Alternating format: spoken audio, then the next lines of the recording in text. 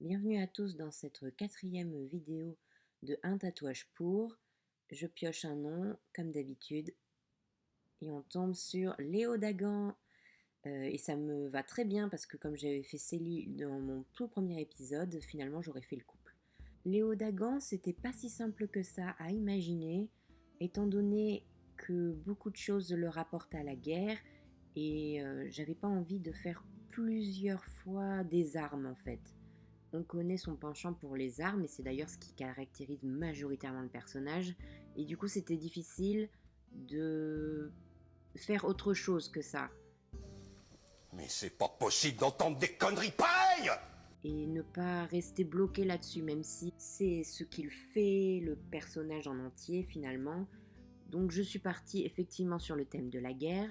Je suis partie sur une citation de Léo Dagan que j'aime beaucoup dans le livre 6, lorsque ces hommes et lui disent qu'ils vont bouffer du romain.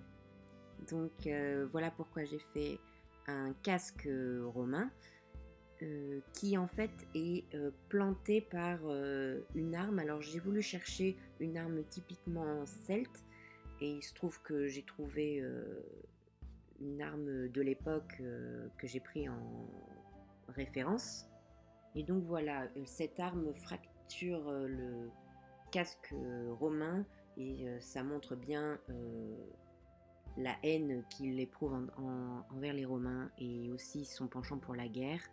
Vous voyez à côté du casque deux bourses. Comme lui aussi, comme Célie, est intéressé par l'argent, j'ai pas voulu faire une pièce en particulier comme pour Célie, cette fois j'ai fait des bourses. Vous le voyez en bas à droite, je ne déroge pas à la règle, j'ai aussi mis un animal. Cette fois c'est le serpent. Là je vais le faire, mais je vais en mettre deux, justement pour faire référence à la Carmélide et son drapeau. Drapeau dont j'avais déjà parlé pour le tatouage de Célie, avec lequel j'ai fait un serpent. Là j'en fais deux. Étant donné qu'être le roi de Carmélide, ça lui tient vraiment à cœur et il en est fier, alors ça me paraît important de mettre les deux vipères que contient le drapeau de la Carmélide.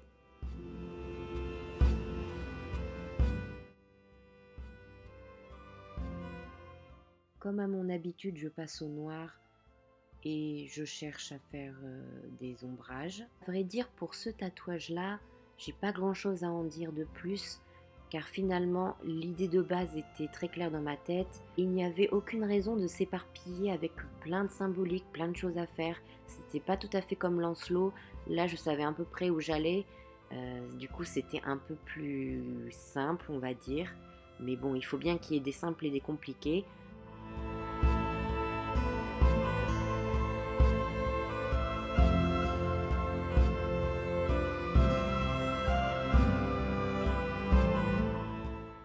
On arrive à la fin de ce tatouage, et pour être honnête, je crois que ça s'est vu, mais j'ai voulu me venger un peu du tatouage que j'avais fait sur Lancelot, où je l'avais fait vraiment petit. Là, je me suis dit, je vais prendre toute la feuille.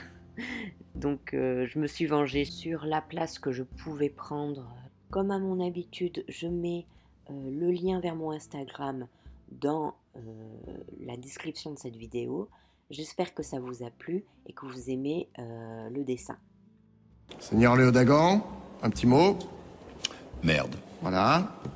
Merci de vous être arrêté sur cette vidéo.